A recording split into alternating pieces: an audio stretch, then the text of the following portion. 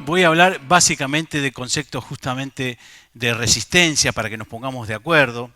En primer lugar, yo lo que quisiera era de alguna manera hablar del Sí, poder de los hongos, ¿no? me Porque muchas pregunta, veces hablamos de los hongos, hablamos de los fungicidas, pero realmente los hongos tienen poder. Imagínense, en la literatura científica habrá aproximadamente, según lo que dicen, y esto no es tan fácil de comprobar, 5, 6, inclusive más, millones de hongos que habitan el planeta. Solo 100.000 han sido identificados como especies. 300 solas especies atacan al ser humano. Increíble. 20.000 especies fúngicas, es decir, el 20% de las 100.000 identificadas, son responsables del 80% de las enfermedades de las plantas. Esto habla de la magnitud y de la importancia de las enfermedades fúngicas. Y 8.000 especies fúngicas causan más de 100 a 110.000 enfermedades de las plantas. Existieron desde la era paleozoica, de acuerdo a los últimos estudios filogenéticos, moleculares, de fósiles, y también lo que se puede decir es que hay diferenciación de géneros de roya desde hace más de 50 a 100 millones de años. Y si ustedes ven acá, básicamente podemos ver que tenemos enfermedades que son hasta con antecedentes bíblicos, o enfermedades como el caso de la roya amarilla, la mancha amarilla, que fue recién aceptada como patógeno en el año 1941, cuando aparentemente recibió por una transferencia horizontal un gen de Septoria nodorum que la hizo patógena. Pero aún así, con las medidas de control para las enfermedades fúngicas, nosotros tenemos unas pérdidas estimadas entre 8 a 10% en los principales cultivos que hoy nos convocan: trigo, cebada y soja. Bien, pero obviamente nosotros pregonamos el manejo integrado. Desde las universidades, los técnicos, los productores, buscamos la manera de hacer un programa de manejo integrado. Lógicamente, cuando uno revisa las decisiones dentro de un programa de manejo, hay justamente tácticas que son frecuentemente adoptadas, otras pobremente adoptadas y otras medianamente adoptadas. Entonces, aquí lo que observamos claramente es que el control químico, tanto en semilla como a nivel foliar, es la práctica más frecuentemente adoptada. Millones de hectáreas son aplicadas con fungicidas.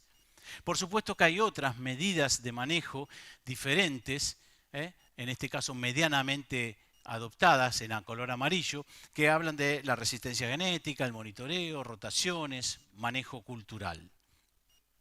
Y unas muy poco adoptadas, y tiene que ver básicamente con bioestimulantes, inductores de defensa, pronóstico de enfermedades, control biológico. Y no es que uno no tengan utilidad estas últimas, sino que al contrario podrían complementar, fortalecer las decisiones, inclusive químicas, si las empezamos a adoptar con más frecuencia. Lo cierto es que, volviendo al control químico, que es la medida más frecuentemente adoptada, en forma paradójica y casi contradictoria, está linkeada, asociada a una práctica muy pobremente adoptada, que es la aplicación de fungicidas por umbrales, el respeto con las buenas prácticas agrícolas, alternancia de los mecanismos de acción, el respeto de las dosis. En pocas palabras, si bien esta es la decisión más comúnmente adoptada en millones de hectáreas, parecería que tenemos necesidad de mejorar al respecto en la toma de decisión. Y además de todo eso, el control químico, que es una medida práctica, eficaz y muchas veces económicamente viable, puede fallar las aplicaciones de fungicidas en el campo. Y uno tiene que saber por qué fallan los fungicidas, porque no toda falla de control significa automáticamente resistencia.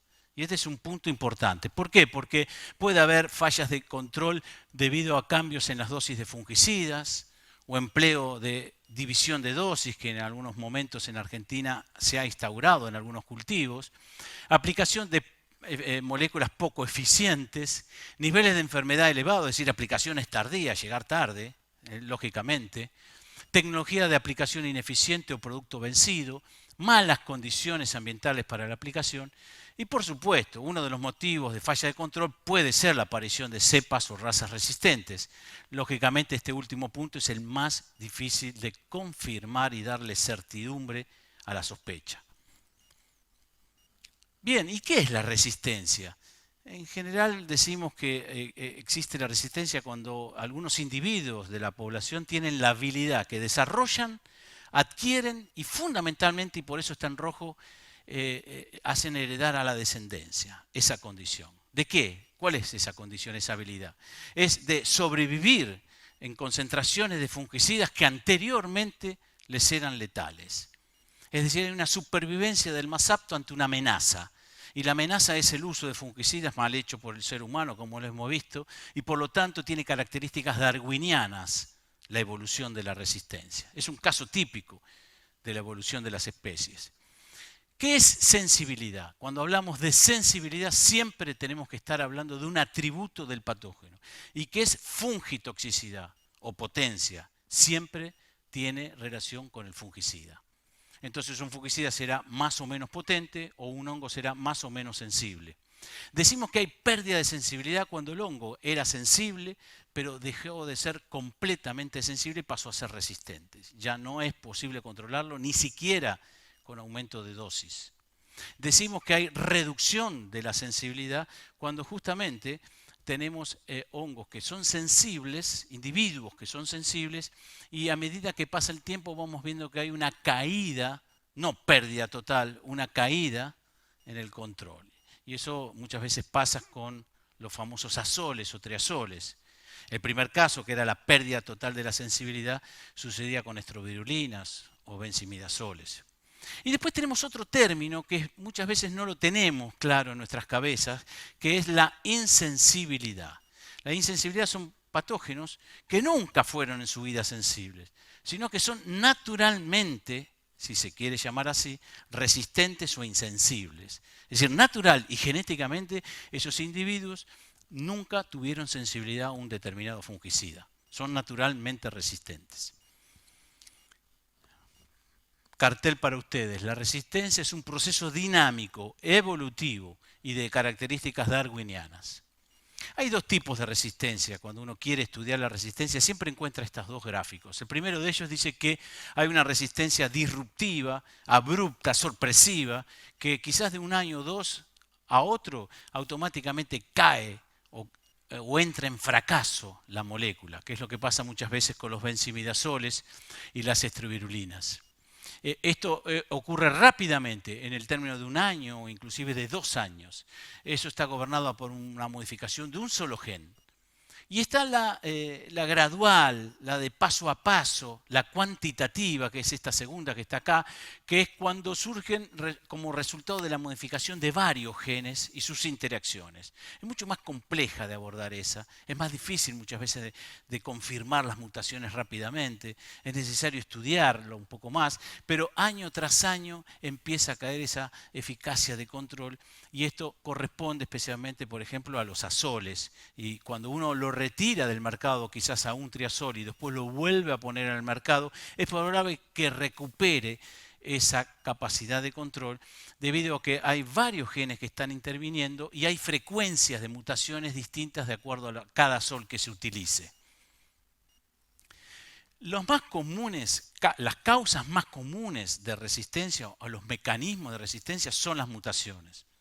Pero no se queden con eso, porque existen otros mecanismos que no necesariamente son por mutaciones o cambios del material genético. Hay otros mecanismos que los vamos a poder abordar que también pueden conferir resistencia.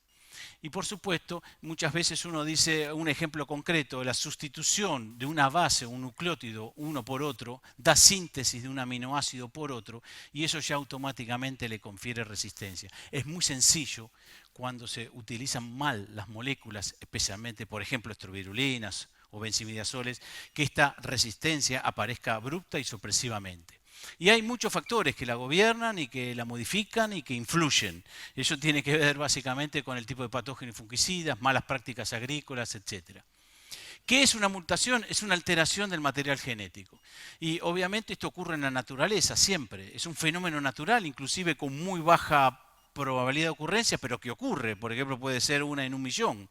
Si la población detecta que eso es una virtud para ellos, que les sirve para sobrevivir frente a una amenaza que es el fungicida, comienza a seleccionar esos individuos y por supuesto comienza un proceso de selección donde empiezan a dominar estos individuos mutantes hasta que justamente se vuelven los más frecuentes. Estos son simplemente los factores que regulan, que interactúan, que influyen en los riesgos de desarrollo de resistencia. Son numerosísimos. Dependen del patógeno, el tipo de reproducción, su capacidad de mutación, depende del manejo agronómico que hagamos nosotros, depende del tipo de fungicida. Mecanismo de resistencia también tiene que ver cuando definimos qué es una resistencia cruzada. Estos conceptos son para poner un poco en base y uniformizar algunas discusiones que vamos a hacer.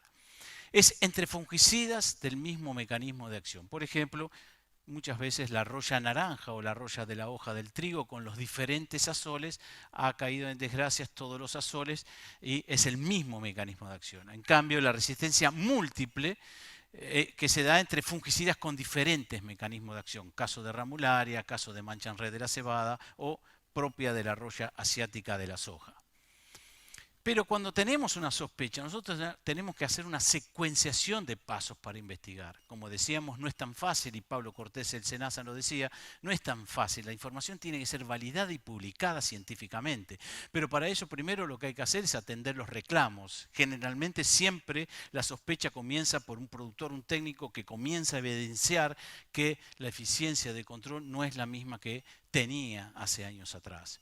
Entonces hay que descartar las otras causas. Ya lo dijimos cuáles eran las otras causas, desde división de dosis hasta llegar tarde. Hay que hacer los muestreos, los cultivos monospóricos, es decir, tratar de mantener la individualidad justamente genética de cada uno de los individuos de la población y determinar lo que se llama la CI50. La CI50 es básicamente la concentración mínima capaz de inhibir el 50% o del micelio, que es el cuerpo del hongo, o de la germinación de los conidios. Y luego, por supuesto, pasar los ensayos de planta y finalmente sí confirmar científicamente, molecularmente, esas mutaciones. Bueno, los fungicidas, los patógenos y la resistencia. La resistencia difiere notablemente entre patógenos y fungicidas. Algunos fungicidas han desarrollado una resistencia significativa, mientras que otros, digamos, algunos no lo han desarrollado y otros lo hacen muy rápidamente, en 1 o 2 años. Algunos patógenos son resistentes a numerosos mecanismos de acción y otros solo a muy pocos. Lo que sí la historia siempre dice es que, lo que se repite siempre, es que casi la totalidad de los registros de resistencia ocurre en moléculas de acción unisitio o monositio. Eso siempre ocurre. ¿Es un desafío de la agricultura mundial? Sin duda, porque hackea no solamente la producción, productividad, sino también la seguridad alimentaria. Y de la misma forma la ciencia la toma como un desafío. Hay 450 publicaciones relacionadas con resistencia en los últimos 5 años en los principales 20 journals de fitopatología. Y existe, por supuesto, necesidad de desarrollar nuevos fungicidas o alternativas a los fungicidas, pero también es necesario mantener los que ya están, prolongar su vida útil o de los que están por venir próximamente. Y la industria química, que tanto esfuerzo coloca, 10 años de trabajo, 200 a 300 millones quizás de dólares invertidos, tiene ahora 2 nuevos desafíos. El primero de ellos es que antes de lanzar la molécula al mercado, no solamente ahora van a tener que conocer cuál es su potencia, su fungitoxicidad a las cepas sensibles, sino que tiene que incorporar en sus estudios las cepas resistentes. Si ese producto o esa molécula finalmente va a ser efectiva o no sobre las cepas resistentes. Y el segundo desafío que tiene es, más que nunca, va a necesitar prolongar la vida útil de esa molécula. Y por lo tanto, recomendaciones de antirresistencia van a ser cada vez más sólidas y comprometidas. Los productores, pieza clave en la relación a la resistencia. En primer lugar, debemos decir que cualquier estrategia antirresistencia hay que incorporarla antes de que ocurra la falla de control. Si no, no tiene mucho sentido. Diseñar un programa estratégico es solo una parte de la historia, porque en realidad el éxito final de la antirresistencia lo van a dar si los productores lo aplican o no, si deciden tomar esas decisiones o no. Y además es necesario saber que una estrategia antirresistencia no solamente será útil porque baja la presión de esta resistencia o retrasa la resistencia, sino también tiene que ofrecer un control que sea valorado por los productores. Entonces la comunicación clara, sólida de las recomendaciones con los productores va a ser también un aspecto crucial.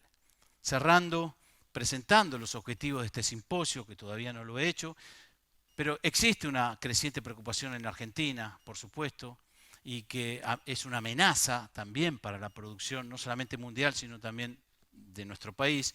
Se pensó en este simposio internacional de manera de discutir esta amenaza, discutir y darle una magnitud al desafío, buscar estrategias, analizarla, de alguna manera buscar también posibilidades de mitigación. La dinámica del simposio son dos bloques. El primero de ellos tiene que ver con las disertaciones, tiene que ver con que habrá posibilidades de discusión a medida que aparezcan los disertantes con los 10 minutos de pregunta, y la segunda va a ser un trabajo por mesa a nivel taller. Así que muchísimas gracias y estamos entonces en contacto para continuar justamente con este taller.